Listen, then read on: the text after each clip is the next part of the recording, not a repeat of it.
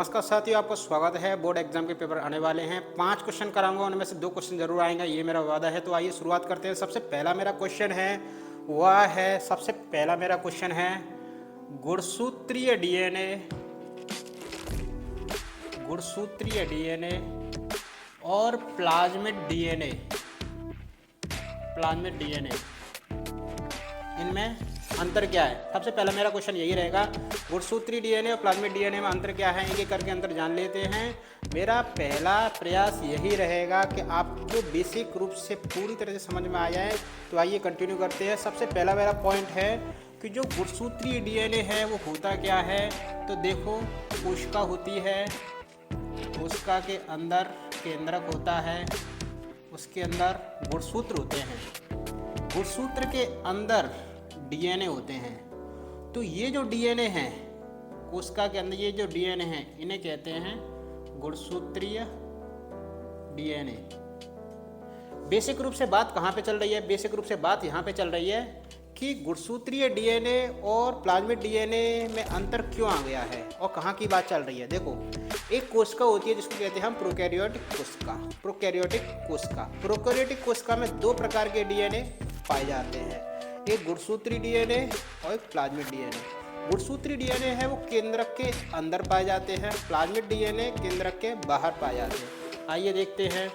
Plasmid DNA, जैसे ये कोशिका है, ये केंद्रक है, तो केंद्रक के बाहर छोटे छोटे डीएनए होते हैं, इनको कहते हैं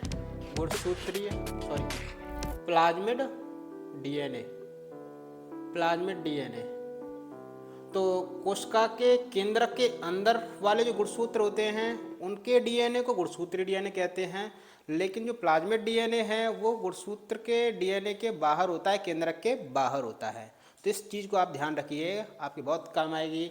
दूसरी बात, जब मैं प्लाज्मिड डीएनए की बात करता हूँ तो ये डीएनए आकार में, तो दूसरा पॉइंट हो जाएगा, ये डीएनए आकार में छोटे होते हैं। सॉरी, ये तो गुणसूत्री डीएनए में लिख रहे हैं, तो ये आकार में बड़े होते हैं। वहीं प्लाज्मिड डीएनए है वो आकार में छोटे होते हैं। गुणसूत्री डीएनए क्या होते हैं? रेखीय रूप में होते हैं, यानी एक रेखा में होते हैं। जबकि जो प्लाज्मिड डीएनए हैं वो कैसे होते हैं? गोलाकार मत कहो, इनको वर्तुल कह दो। वर्तुल यानी सर्कल में रहते हैं। गुणसूत्री डीएनए की अगर बात करें तो ये संख्या में 1 हो सकता है। प्लाज्मिड डीएनए वहाँ 1 से लेकर 100 होते हैं, 1 से लेकर 100 तक इनकी संख्या होती है प्लाज्मिड डीएनए की। तो यही इनकी जो बात है वो खास बनाती है। इसके अलावा जो सबसे इम्पोर्टेंट पॉइंट है जो कि ऑब्जेक्टिव में क्वेश्चन में आता है वह है क्या, जो गुणसूत्रीय डीएनए है वो संयुग्मन में भाग नहीं लेता है। संयुग्मन में इंग्लिश में इसको कहते हैं कंजुगेशन, इसमें भाग नहीं लेता है। जबकि जो प्लाज्मिड डीएनए है वह संयुग्मन में भाग लेता है। संयुग्मन क्या है? यहाँ पे देखो क्या होता है, जो बैक्टीरिया होते हैं उनमें संयुग्मन नाम की एक घटना पाई जाती है। यह क्या होती है? एक कोशिका है, दूसरी कोशिका है, उनके बीच में एक जुड़ाव पाया जाता है, जिससे क्या होता है, इसका जो डीएनए है वो चला जाता है कहाँ पे? दूसरी कोशिका में। एक कोशिका से दूसरी कोशिका में जो डीएनए है वो चला जाता है। तो ये संयुग्मन वाली जो घटना है वो पाई जाती है, वो प्लाज्मिड डीएनए के अंदर पाई जाती है। प्लाज्मिड डीएनए ऐसा कर सकता है, एक कोशिका से दूसरी कोशिका में जो डीएनए है वो पहुंचा सकता है। इस घटना को कहते हैं संयुग्मन, और यह पाई जाती है बैक्टीरिया में।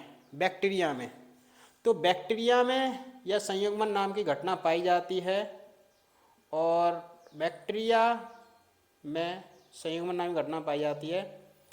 और बैक्टीरिया कैसे कोशिका है? प्रोकैरियोट। तो प्रोकैरियोट में संयुग्मन नाम की घटना पाई जाती है। जिस प्रकार से निषेचन होता है उसी प्रकार से संयुग्मन होता है, लेकिन संयुग्मन होता है बैक्टीरिया में, यानी प्रोकैरियोटिक कोशिका में। तो ठीक है, अगला जो पॉइंट है वह है कि जो गुणसूत्रीय डीएनए है वह केंद्रक में पाया जाता है, जबकि जो प्लाज्मिड डीएनए है वो केंद्रक के बाहर पाया जाता है। कहाँ पे? कोशिका द्रव्य में, कोशिका द्रव्य में। ठीक है, ये सारे के सारे जो पॉइंट हैं वह गुणसूत्रीय डीएनए है वह वाहक का काम नहीं करते हैं। वाहक का अर्थ क्या है?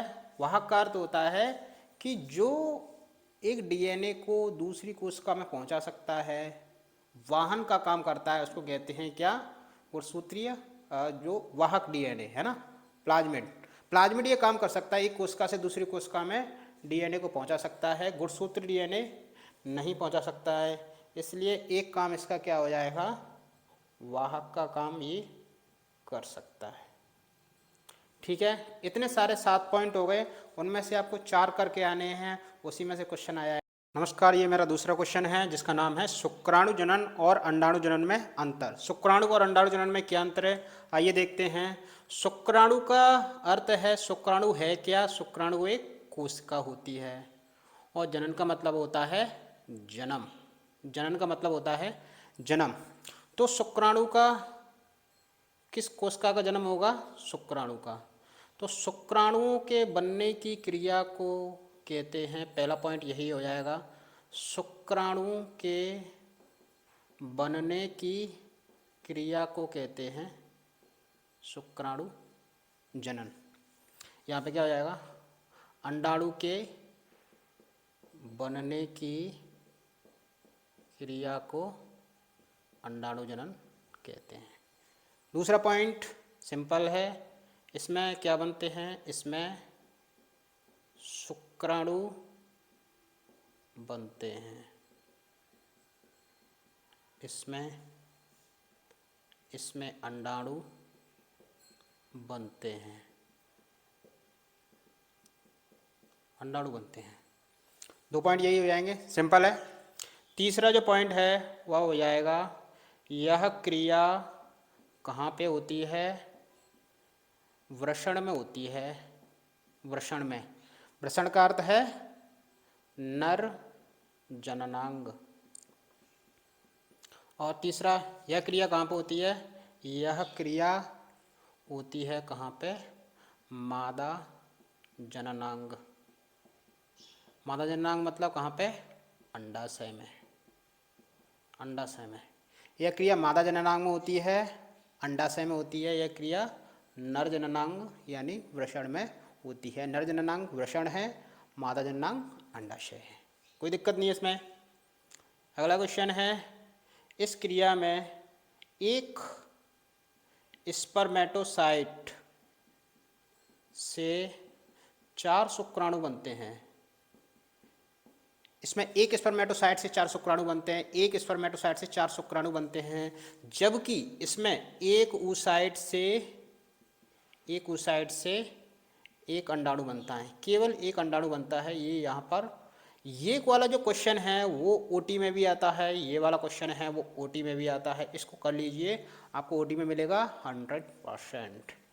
इसके अलावा इसमें जो कोशिकाएं बनती हैं, इसमें जो कोशिकाएं बनती हैं वो कोशिकाएं कैसी होती हैं? चल होती है, सक्रिय होती है। आपने वीडियो में देखा होगा, शुक्राणु को चलते हुए देखा होगा। शुक्राणु कैसा होता है? यहाँ पे देख लीजिए, 1 मिनट। शुक्राणु ऐसा होता है, पूंछ होती है उसकी, और शुक्राणु चलता है तभी तो पहुँच पाएगा कहाँ पे? अंडाणु के यहाँ पे। मादा जननांगों में अंदर पहुँचता है शुक्राणु, तो वो पहुँचता है, चलता है। इसका अर्थ है कि वह जो कोशिका है वो कैसी है? चलती होगी। वहीं पर जो अंडाणु है वो अचल होता है, चलता नहीं है, बहुत आलसी होता है, निष्क्रिय होता है। ठीक है, 5 पॉइंट हो गए। इसके अलावा नेक्स्ट पॉइंट यहाँ पर अपन क्या कह सकते हैं कि जो शुक्राणु जो है वो क्या होता है? इसकी क्या कह सकते हैं, इसमें ध्रुवीय काय, ध्रुवीय काय,